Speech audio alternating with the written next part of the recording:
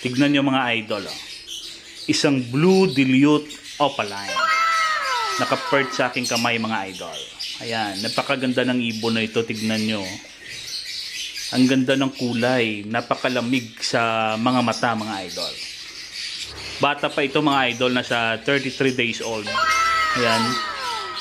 Ang linis mga idol. Napakaganda ng ibon.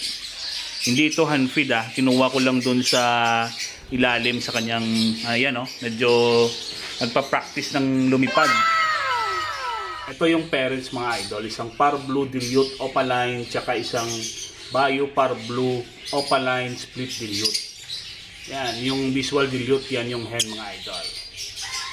Yan mga idol. Pag ganito na, huwag nyo nang dalhin sa mga labas ng inyong ibunan na kung close aviary kayo. Dahil minsan marunong na itong lumipad mga idol. At baka biglang mag-flyby kapag hindi hand feed yung ibon. Alright. Ayan isang blue dilute opaline. Wow na wow mga idol. Alright. Okay. Bye-bye.